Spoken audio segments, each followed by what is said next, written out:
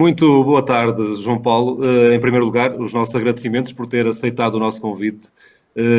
Nós fazemos esta atividade há mais de 6 anos e por cá já passaram algumas pessoas que bem conhece do mundo das ultramaratonas.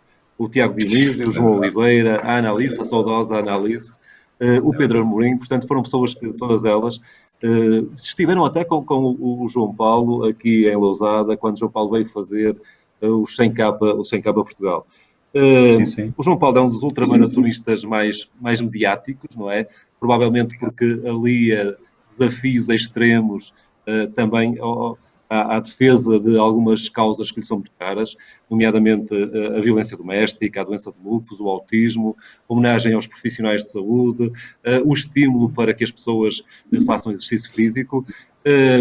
Tem 50 anos, é ribatejano, de Alenquer, sociólogo de formação, faz supervisão técnica em instituições que acolhem crianças e jovens vítimas de maus tratos. Sobre si disse ao Jornal Público que a minha vida é 50% de profissão e 50% de aventura. E cada uma contamina a outra. E eu, pegando neste mote, começava por lhe perguntar se estas competências que as corridas de longa distância, as ultramaratonas, lhe dão de resiliência, de escuta, de solidão, de escutar o corpo, de solidão, lhe dão competências, como estava a dizer, que são transferíveis para a sua vida de técnico e para lidar com estas histórias de vida terríveis. Muito obrigado pelo convite. É com grande alegria que estou aqui e que muito me honra poder e partilhar algumas ideias. De facto, é um ganho enorme. Esta corrida de longa distância dá-me claramente experiência, não é? Porque a ultradistância exige muita preparação, não é? Exige muito trabalho, exige superar alguns obstáculos e depois de conseguidos dá-nos assim, uma felicidade enorme e, portanto, todo este, chamamos-lhe assim, eu consigo, através desta experiência, no meu trabalho, dar-me competências porque no trabalho eu lido com muitos problemas de crianças e jovens cujo futuro, enfim, não sabem como irá ser, certamente para alguns não será risonho, porque, conforme sabemos, estas crianças vivem em contextos de maltrato, em situações de vida muitas. Esta mensagem tem que ser de constante trabalho, de constante superação de obstáculos. Por outro lado, também é muito importante dar aos adultos com quem eu trabalho. Eu neste momento trabalho só com equipas de adultos, não é? Portanto, não trabalho com crianças, já trabalhei, e jovens diretamente, neste momento não. É orientar, é aconselhar estas equipas. E, portanto, são equipas que estão sempre num ambiente de grande stress, de grande preocupação pela vida, enfim, destas crianças e famílias e claramente uma atividade que nos dá um grande equilíbrio emocional, não é? Uma atividade que está relacionada com conquistas, uma atividade onde é preciso pôr muito de nós, não é? O António portanto, o treino, não é? É constante, não é? Para nós atingirmos os objetivos. Eu creio que é de facto uma grande inspiração, chamamos-lhe assim, com toda a modéstia. Por outro lado, as causas têm que ver com uma ideia base em que, na minha perspectiva, o desporto deve ser sempre de coisas boas, de coisas positivas, não é? E é aqui que eu apareço de um bocadinho a conta-gotas, chamamos-lhe assim, para poder, no fundo, falar.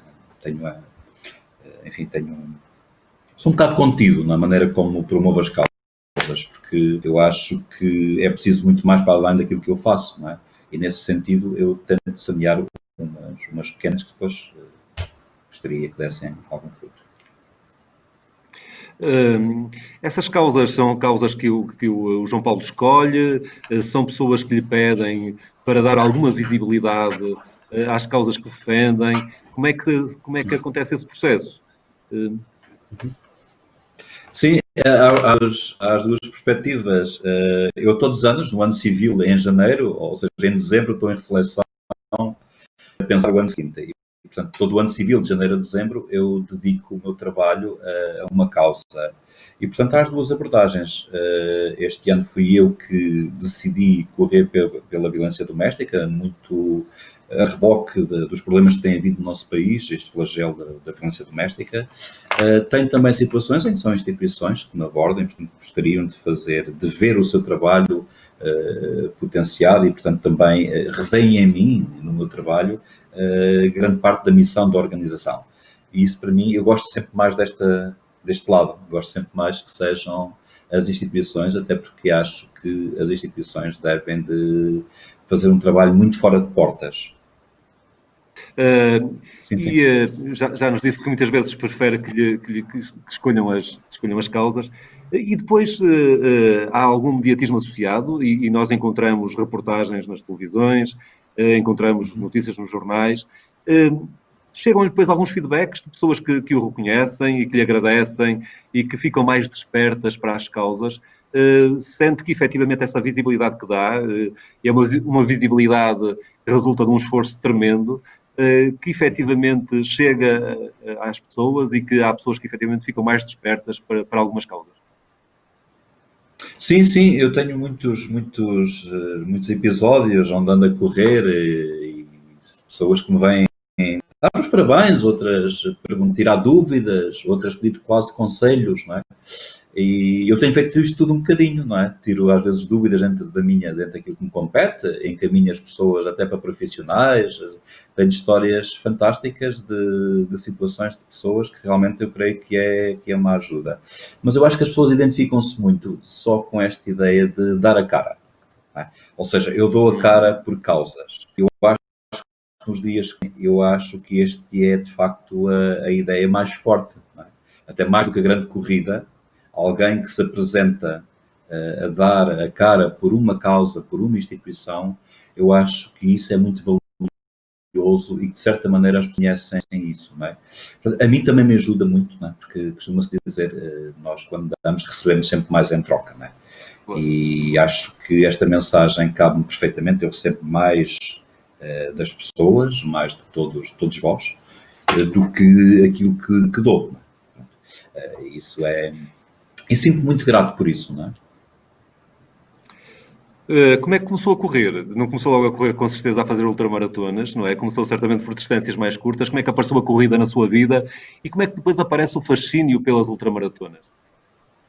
Sim, eu lembro-me sempre, nos primeiros momentos que comecei a correr, eu lembro da escola primária.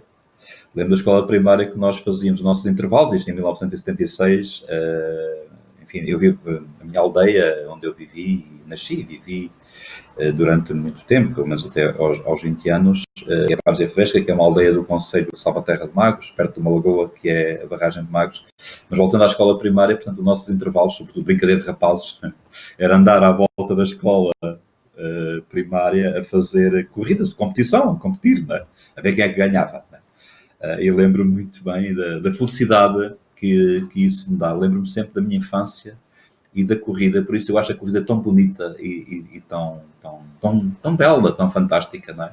Ainda hoje eu vejo isso, passados estes anos todos e todos estes quilómetros, todas estas histórias que tenho, é para mim muito fascinante correr, não é? Treinar para mim, vestir os calções, as sapatilhas, portanto, e começou por aqui, depois é muito engraçado como ligado à escola, havia aquelas provas da aldeia no verão, na sardinha assada, na festa, e lá ia ir com os outros rapazes da minha idade, por escalões, não é? E, portanto, esta é a primeira identificação da corrida. Seguida, curiosamente ligada à escola, teve muito que ver com os corta-matos escolares, que era numa quinta ao pé de Salvaterra de Magos, portanto, lá ia lá, corta-mato, dar o litro, aquilo era até cair, não é? Na altura corria, própria da idade, corria com outra garra que não tenho hoje, não é? E hoje estou mais... Aliás, a minha área é resistência, não é? E não é a velocidade, claramente, não é? Apesar de ir a todas as provas, mas para lhe dizer que de facto tenho enfim, como foi aí, e depois continuei a correr, enfim, de uma forma até irregular, mas ali aos 17 anos eu queria me preparar para ir para a tropa, para fazer uma coisa como deve ser, bem feita, dar o máximo que tinha de mim, e então comecei a fazer uma espécie de corta-mato barra trail à volta da barragem de Magos. A minha ideia, o meu objetivo era fazer sempre Portanto, cada vez menos tempo. Era o meu truque, não é? E então jogava uma corrida a correr. Eu lembro da primeira vez que fiz, acabei quase a desmaiar porque dei o litro para a areia fora com calor e então, pronto, próprio enfim, de quem é maçarico, não é? Eu tinha um objetivo, eu quando acabei o 12º ano estava à espera de ingressar na tropa, não fui para a universidade no momento, e eu trabalhava na altura nas obras, e então eu vinha ali da área da Grande Lisboa, chegava a casa por volta das 19h30, 19h15, todos os dias, e a primeira coisa que eu vestia era vestir os calções e fazer 8 quilómetros de estrada. E era sempre, a tática era sempre a mesma, era sempre o menor tempo possível. E pronto, foi aí que estas histórias são muito bonitas. Mas uma coisa é fazer 8 km depois de um dia de trabalho, outra coisa completamente diferente é fazer os 100K aqui em Lousada, ou fazer uma prova com 25 etapas, 25 dias consecutivos, fazendo 1250 km, como fez este ano entre Faro e Lisboa, passando aqui pelo norte. Como é que se deu esse salto depois para as longas distâncias? Mas isto tem um bocadinho a ver com o que estávamos a falar, ou seja, o esforço, no fundo, claro, tem a ver com o trabalho e tem a ver com o passar do tempo e tem a ver com uma história na corrida, não é? Em que fui sempre correndo mais, enfim, com ritmos mais lentos, mas abordando a corrida longa. Eu adoro correr, eu faço todas as provas, eu participo desde a milha, eu vou todas as provas, mas de facto a minha paixão é a grande distância. É uma paixão, pronto, as paixões nós não conseguimos explicar, não é? Aliás, eu costumo dizer que nós conseguimos explicar, dificilmente as pessoas conseguem entender. Eu consigo explicar porque é que é de grande distância. Porque para mim é uma felicidade enorme quando estou a fazer aquilo. E resume-se só a isto. É mesmo uma questão. Eu quando estou a fazer aquilo vou ali tão feliz. E há momentos difíceis, não é? Mas tem a ver com o trabalho. Aliás, voltando a esta ideia da juventude, na altura eu era servente de pedreiro, era servente numa empresa. É um trabalho muito difícil em que eu trabalhava com retas grandes de ferro e a espetar ferros nas encostas para levantar os postes. Era um trabalho. E acordava antes das 6 da manhã, porque eu ia da aldeia trabalhar para a zona da Grande Lisboa e, portanto, trabalhava todo dia e chegava a casa por volta das 19h15. Um trabalho, eu vinha estafado, não é como costuma dizer. Mas meter aqui a força para ir treinar, para ir correr. E, aliás, esta grande corrida tem muito a ver com estas aprendizagens. Porque eu olho para aquilo que faço hoje como uma forma em que fui aprendendo todas estas coisas e fui integrando na minha vida todos estas conquistas, estes esforços. À semelhança de outras áreas, eu vou dar um exemplo um bocadinho fora da corrida. Aquilo que eu leio, ou aquilo que eu aprendi na escola, a filosofia, a história, a geografia, são disciplinas que eu melhorei e que aprendi e, portanto, é assim que eu vejo a aprendizagem. Portanto, eu não aprendo uma coisa e depois arrumo. Não, eu vou sempre integrando na minha vida, com toda a humildade, as aprendizagens que vou tendo. Por isso é que eu acho que isto é um processo depois que é simples. Li numa entrevista sua que as corridas grandes são feitas com alma. O corpo, durante a maior parte da prova, está lá pouco. É a persistência e a resiliência que fazem a diferença, porque o corpo vai falido. Certamente nestas aventuras que fez entre Faro e Lisboa, como falámos há pouco, na volta ao Ribatejo, 328 km numa única etapa durante 3 dias, a aventura que fez também entre a Foz do Douro e a Foz do Tejo para desmistificar o autismo, certamente o corpo faliu muitas vezes. Nunca deu por si a pensar o que é que eu estou aqui a fazer, eu não preciso disto, provavelmente. E certamente teve episódios mesmo fisicamente muito, muito difíceis, nunca teve a vontade de desistir, ou quando teve mesmo que desistir, como é que lidou com essa desistência? Sim, eu acho que tem que ver com o encanto, não é? Eu estou encantado com aquilo que faço. Estou encantado com a corrida longa, por isso daí esta ligação do encanto à alma, não é? E acho que isto às vezes se compara muito este encanto à semelhança ao dos poetas ou dos pintores, não é? Que são áreas de artistas onde é explorado se calhar mais isto do que nós corredores exploramos, não é? Nós como somos mais físicos, não é? Estas ideias mais ligadas aos sentimentos se calhar estão um bocadinho mais noutra gaveta. Mas eu faço muito este cruzamento destas disciplinas, eu faço muito o cruzamento até destas áreas. Aliás, eu acho que o corredor e até o movimento, digamos, do mecânico da corrida, eu acho que é uma arte tão bonita, por exemplo, eu comparo muito ao balé clássico. A passada dos corredores é das coisas que mais me fascina. Eu adoro ver um corredor, é que eu chamo de há pessoas, homens e mulheres, obviamente, não é, corredores, colegas nossos, que têm um correr lindíssimo, aquela mecânica, aquela passada, aquilo é um encanto para mim. Mas realmente, voltando à questão que me estava a perguntar, das corridas longas e da questão da... Sim, sim. E como gera, certamente já teve algumas dificuldades extremas em que foi mesmo obrigado a interromper a aventura, não é? A interromper Sim. esse prazer, como é que consegue gerir essa necessidade de ter mesmo que parar quando a mente quer continuar, mas o corpo efetivamente já está tão falido que já não consegue corresponder à vontade da mente.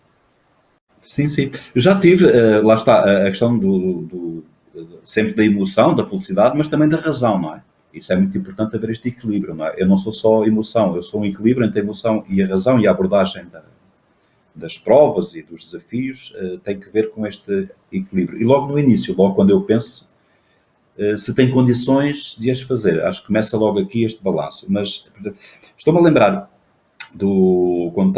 partilhar convosco um desafio em que eu desisti, em que eu tinha programado fazer a travessia da Espanha a correr, que eram 1200 e tal quilómetros na altura, e chegar a Faro, que era uma ideia que eu tinha, como corri de Chaves a Faro, fazer um périplo pela Europa. E eu fui para a Espanha em agosto, sozinho, sem qualquer tipo de apoio, com uma mochila às costas, zero apoio. E, portanto, o grande desafio era precisamente correr sem ajudas nenhumas, até logísticas. Não tinham de dormir, não tinham zero. Bom, e acontece, conforme nós sabemos, que o sul de Espanha tem um calor abrasador em agosto. Não é? E, portanto, eu andava a correr com 6, 7 quilos às costas. E o que é que aconteceu? Esses 6, 7 quilos nas articulações, passado tanto tempo, aquele alcatrão parecia que estava no inferno, não é? Que nós temos a ideia que o inferno está ardendo. E, portanto, parece que sim. E, portanto, as sapatilhas ali a bater, os pés foram aquecendo, e eu tive o princípio de uma fascite plantar. Eu não conseguia, a planta do pé, não conseguia quase andar. E eu, aos 200 km, alguns no meio do nada, portanto fiz 4 dias, no meio do nada, numa área de serviço, no meio do nada, fiquei ali deitado no chão porque eu não conseguia sequer mexer-me. No meio do nada, na área de serviço, estava lá uma senhora a trabalhar, teve pena de mim, eu adormeci, porque a manta era a toalha do duche. Não havia manta, não havia nada, mesmo coisa, mesmo de difícil, acho eu, que acordei com a senhora da área de serviço a dar-me uma caixinha, uma pomada, que tenho aqui, guardada religiosamente, que diz, toma, é para ti, cuida dos pés. E são às vezes estes pormenores que são bonitos. Aliás, em Espanha, eu creio que foi tudo negativo. Este é o único episódio este e outro, mais um ou dois, em que eu guardo no meu coração. O resto foi tudo mau. Desde assaltos ao pé de mim, desde quando eu cheguei a Barcelona, a suplementação foi extraviada, eu corri 200 km a beber água, nem sempre, porque com medo daquele calor, aquelas encostas, enfim.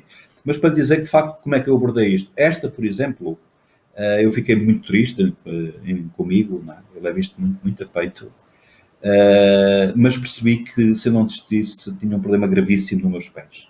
E, portanto, aí a razão sobrepõe-se à resiliência e... Pronto. Mas para uma em que eu chorei.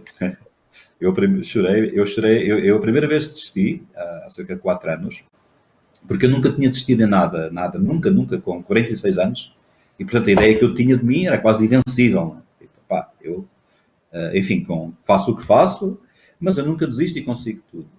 Eu, num trail, eu tive que desistir, porque aliás, eu andei a trabalhar no norte toda a semana, quase sem dormir, de um lado para o outro, atrás dos montes, vinha ao Porto, vinha lá acima, e ao regressar para o sul, eu venho no comboio que sai do Porto à meia-noite e qualquer coisa, já não me recordo. É aquele comboio que chega à Vila Franca o regional chega às 6 e qualquer coisa, eu não dormi nada e vou viajar para ir fazer a prova.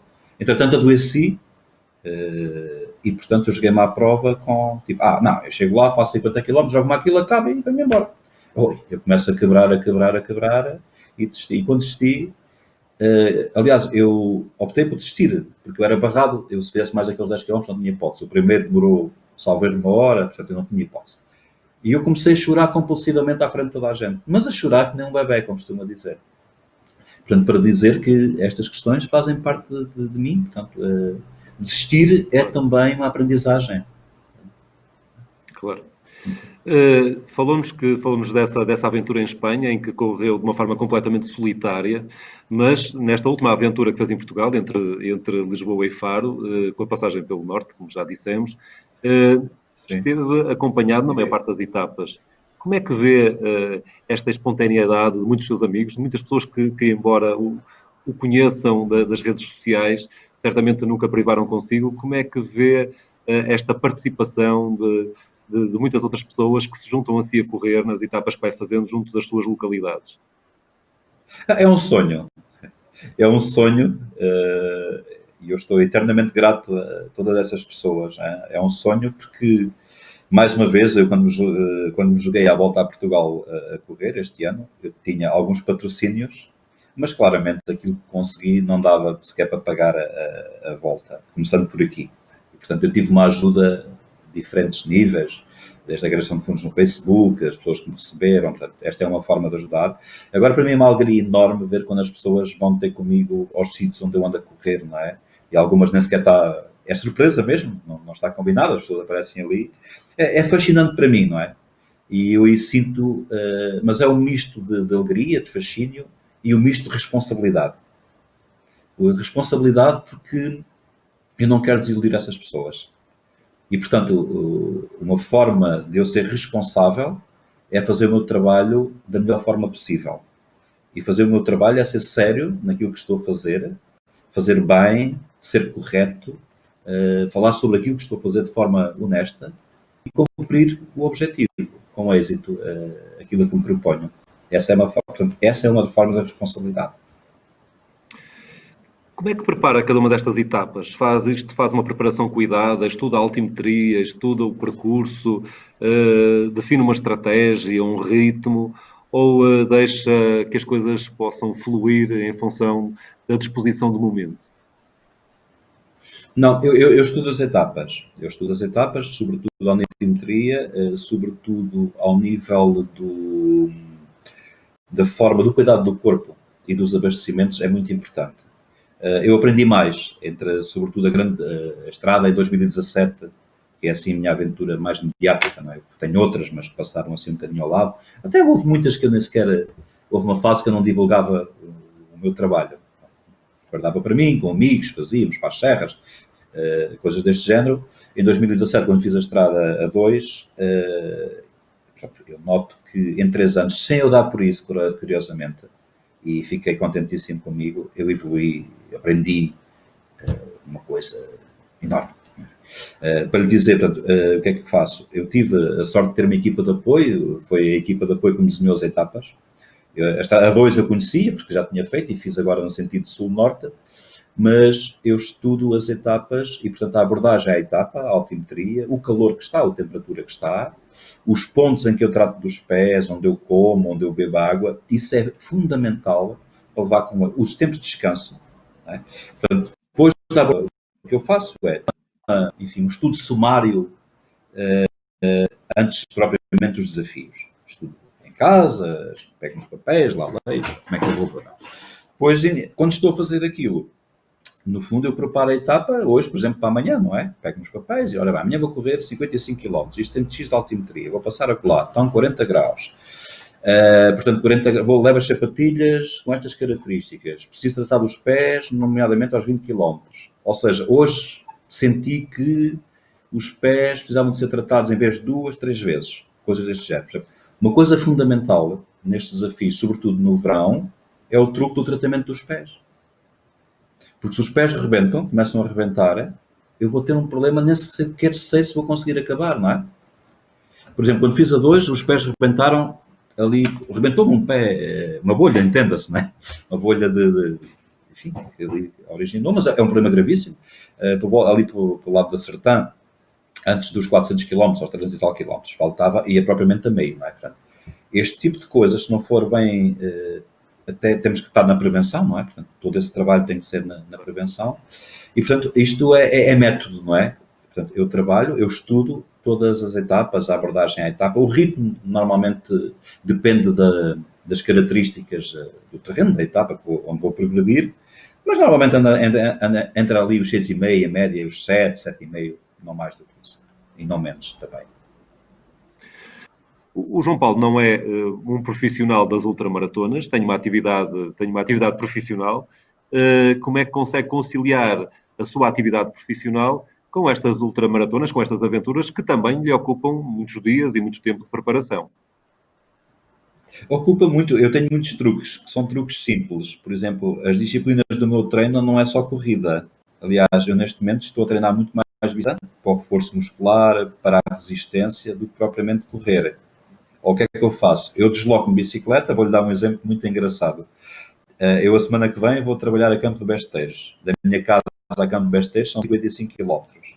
Eu, durante o dia e a noite, despacho o trabalho que tenho por mails, responder, etc, etc. Naquele dia, antes, na véspera, desloco-me e vou atendendo pelo vou pedalando, porque tenho este formato de trabalho que me permite fazer. E, portanto, chego lá, faço 255 quilómetros a pedalar, trabalho no dia seguinte com a equipa todo o dia, depois pedalo mais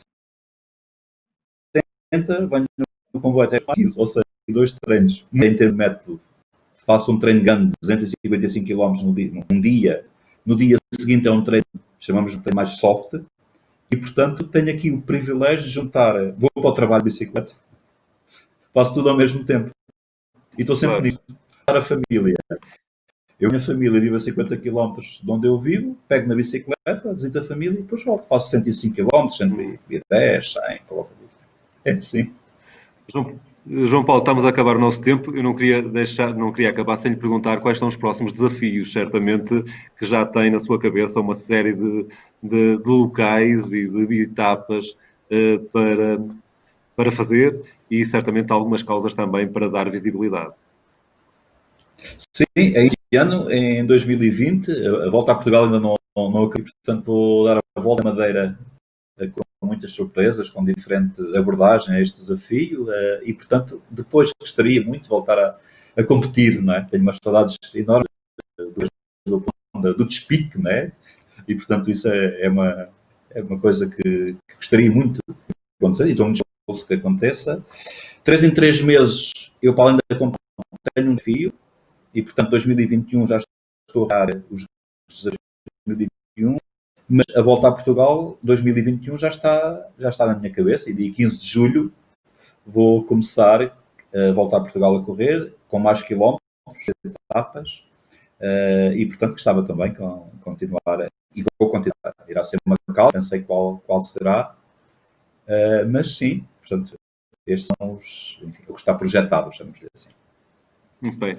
Obviamente que lhe desejamos uma boa sorte para todas essas aventuras e, obviamente, voltamos a fazer os nossos agradecimentos pela disponibilidade e pela generosidade de partilhar connosco toda esta experiência, que é uma experiência extremamente rica, não só da corrida, mas também da defesa de causas muito nobres. Se estivéssemos no nosso free running presencial, certamente a nossa assistência dava-lhe agora uma salva de palmas e colocava na nossa parede o quadro com o seu cartaz. Não podemos fazer presencialmente e ele irá, obviamente, ser colocado na nossa parede o cartaz da participação e da passagem do João Paulo pelo freerunning e por Lousada. Muito obrigado mais uma vez e boas corridas e muita saúde.